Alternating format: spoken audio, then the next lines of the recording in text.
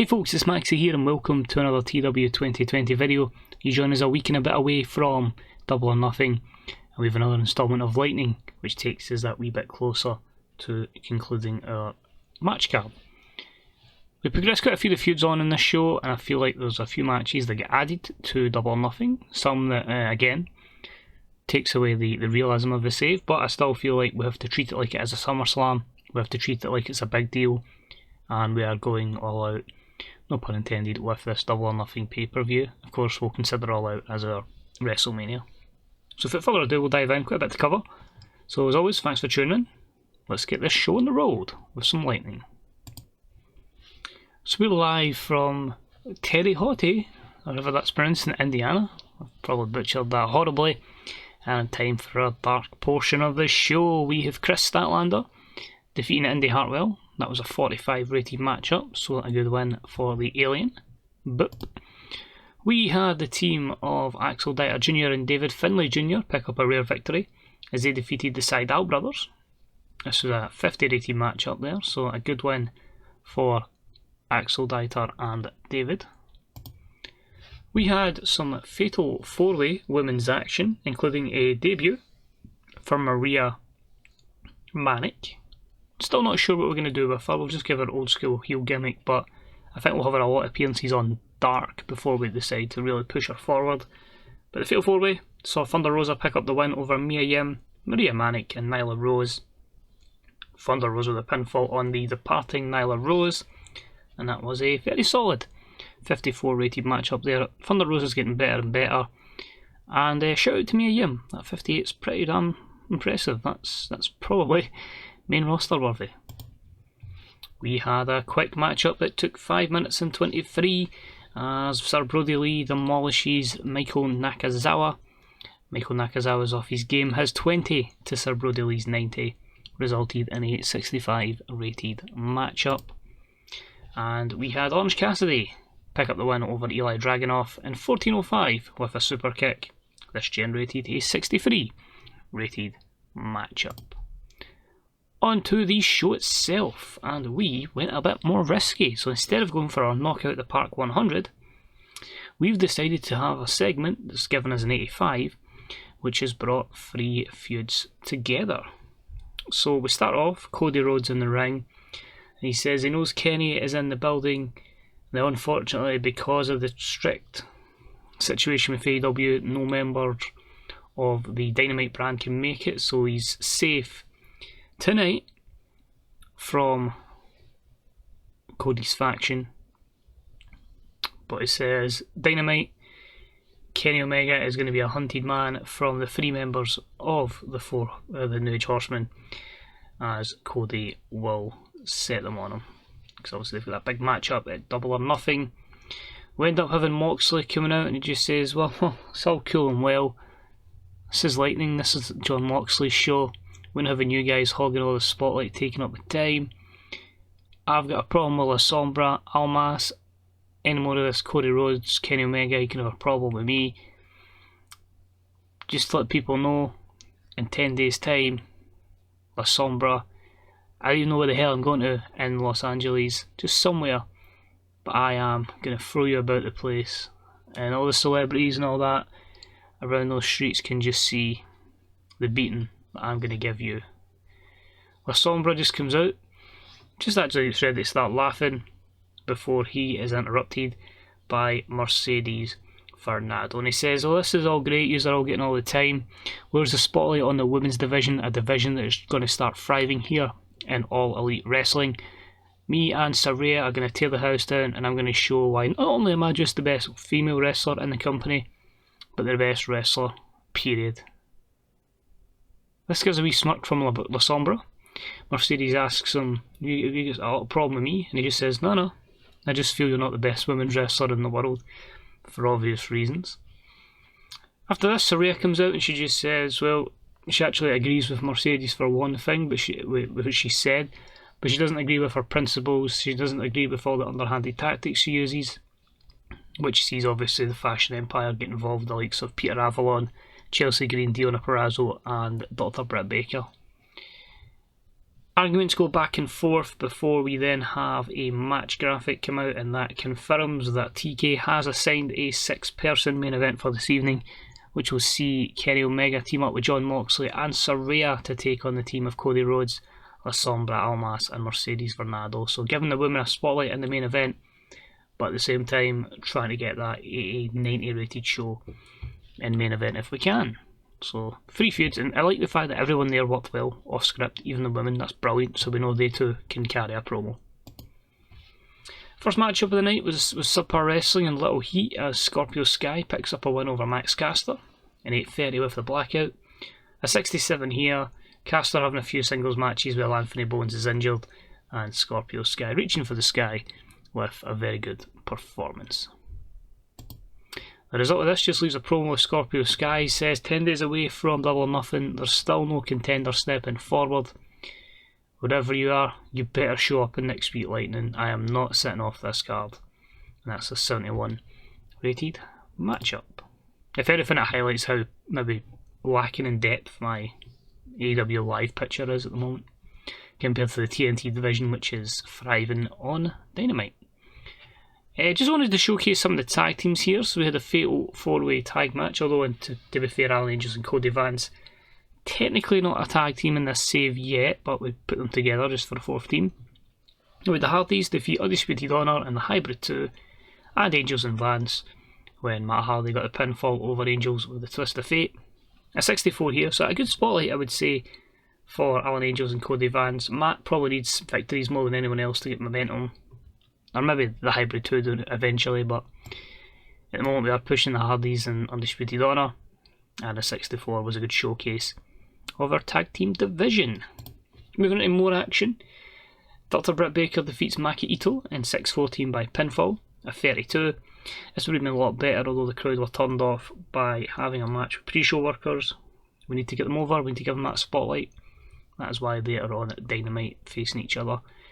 We've got a long-term storyline planned with Ito, and we'll see how that goes over the course of time.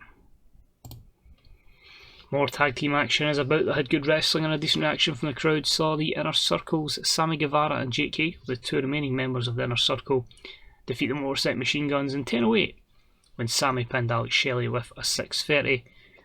A 91 performance there from Sammy's fantastic. The 80-80 matchup purely because of time limits. And this was our Steal the Show matchup. I didn't want to make this over 28, I try and make that just our main event, but still a very respectable matchup there. And of course, because we're carrying this feud way on, Hager and Guevara end up in a brawl with our 2 former Inner Circle teammates, Proud and Powerful Santana and Ortiz, and everyone half the roster road agents pull them apart. These 2 teams cannot be separated, and it is going to go to a war at Double or Nothing. Moving further on, we had a matchup with Subpar Wrestling and non-existent crowd heat. Walter picks up a win over QT Marshall in 6-12 with a Golden Bomb, and this is a simple 65. Just giving Walter some momentum going forward. QT takes the L. After the matchup, he's met even English, which is ironic because the promo's kind of in Spanish. So the generical character's interesting because obviously we know he's been portrayed by a worker in WWE who speaks perfect English, but obviously we can't have Generico speaking English, that defeats the character. So let's pretend instead of Penta says, we'll have Generico says. So Generico cuts a promo, which is then translated by Alex Abrahantes, and he just basically says he's obviously came here to make an impact. Didn't expect Walter to be the man in AEW and try and make an impact and bully other wrestlers.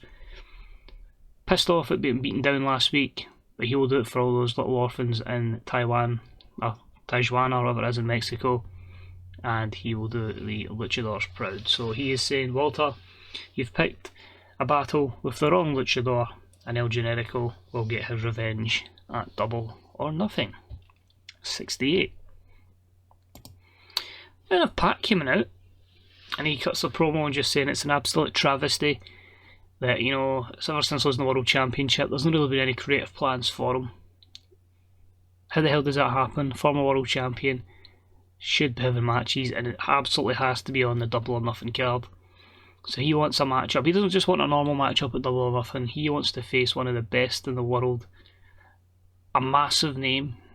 And someone that can really bring something to the table. Enter, and I'll explain the reasons why this person is the opponent, Rey Mysterio, who I haven't even given a picture to. That's how quickly this deal was done. That's 77. So, first off, I want to explain the contract situation with Rey Mysterio, if you haven't seen already. The plan is, it's Rey Mysterio, massive name. He was a free agent. WWE had released him ages ago. And I just felt like, short-term deal, 3 months, which I think it's 3 months, it might be a bit longer. In fact, I think it's an initial 3-month deal, which I'm going to extend to another month. Basically to give Rey Double or Nothing, the summer, and he'd finish up just after All Out. That would be the plan. Just a big name. Obviously doesn't have the overness in this, but we all know it's Rey Mysterio. One of the best high flyers, if not the best of all time. So he comes out and just says, well, he's not at the level that he used to be. He still feels that this is something the fans would love to see. Rey Mysterio versus Pac. It probably won't be that great because obviously Rey's 48 in this mod now. But imagine the two of them in their prime against each other. That'd be incredible. So I felt like that'd be a good matchup to have, Rey Mysterio and Pac, both baby faces, so that might hamper the rating a little bit, but that should still be good. So hopefully that match can deliver. Then had some tag team action, our co-main event of the evening, and about that had good wrestling, and a decent reaction from the crowd. In non-title action as the Lucha Brothers defeated Best Friends in 1344 when Rey Fenix pinned Chuck Taylor with a Meteora. 81, which is mad because that match is going to be capped because of time. Trent and Chuck aren't particularly over, yet because of the two 100s from the Lucha Bros we still get a phenomenal result. So I'm hoping, even in defeat, see just being in these high rated segments, this can even elevate the likes of Trent and Chucky T. After the matchup, we see both Nick and Matt Jackson speaking with Mick Foley, of course our matchmaker here in AEW. Nick's the only guy that likes being off script, which kind of made everyone else struggle in the feud, in the promo. But they just says they're tired of the Lucha Brothers ducking them. Someone that's got power above us, please make this official. Mick Foley says, spoke to TK, it's all good, it's going down, Double or Nothing, Young Bucks versus the Lucha Bros for the Tag Team Championships. 78 there, could have been better, but again, promos are probably not Nick and Matt's highest skill, so yeah, we'll take that going forward. Which leads us to just our main event. How will it deliver?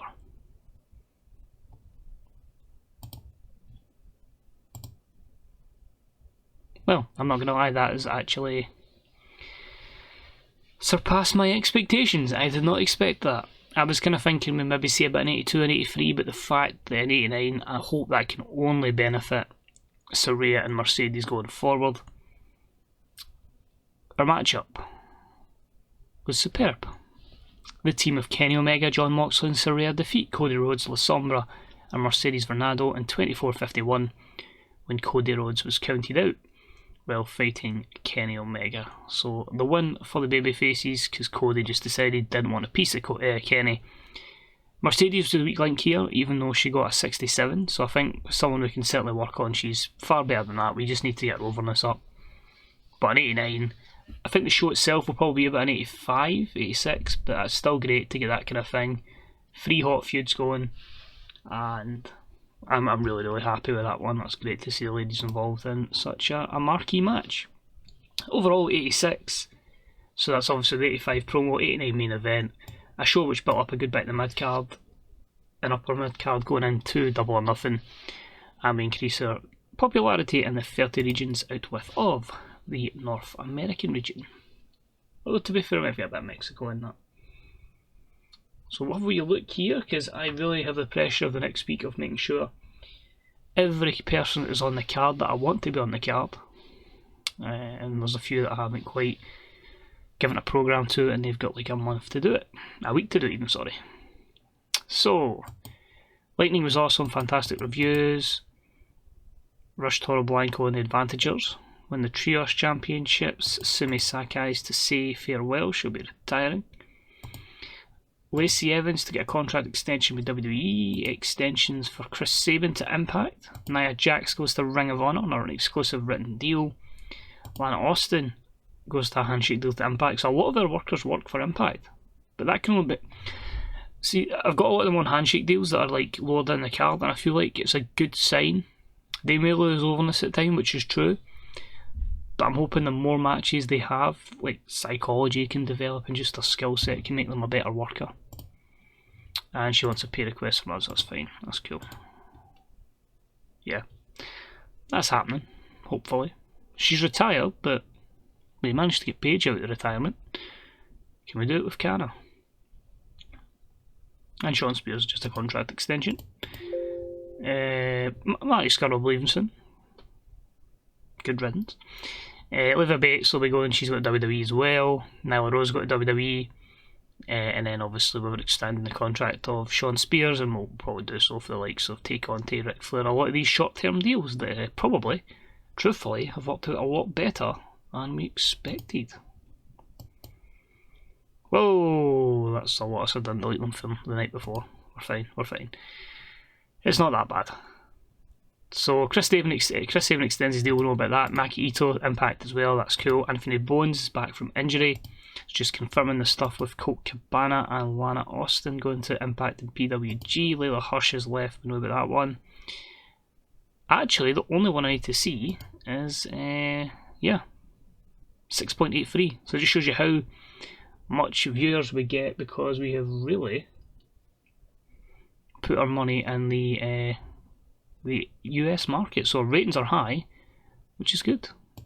I don't think MGF, that being Wednesday opinion. Yep. Moxley. I like Max Caster. That's good. So I'm going to have a wee quick look at my roster. So Mercedes still sitting about 63, 62. Saraya was 77. A couple of 78s. So she has benefited from being in that segment. We can see this since she signed with us, she's gained 6 overness, so she's certainly progressing well. But yeah, just shows you I've managed to manipulate it where she's a retired wrestler, but her push allows wrestler to be ticked because we allowed her to do anything. So that's the way I've worked around it. And that's how I'm going to try and do it with Kana, who had retired previously in game. So yeah, realism out the window. Hell, you never know, Saraya could be back by the time this is live, so I don't know. But anyway, cheers for sticking with us while we blabber on. So we'll have an episode of Dynamite, an episode of Lightning, and then that Double or Nothing pay-per-view, which hopefully will be spectacular. That's the aim. We'll chuck every boost we can at it. I might just throw all the money at the world at it to try and get that 100 rating, and accept we're just not going to increase anywhere with our broadcasting just for that month. But thanks for watching. Take it easy. Stay safe. Good day, good night. See you soon. Bye-bye.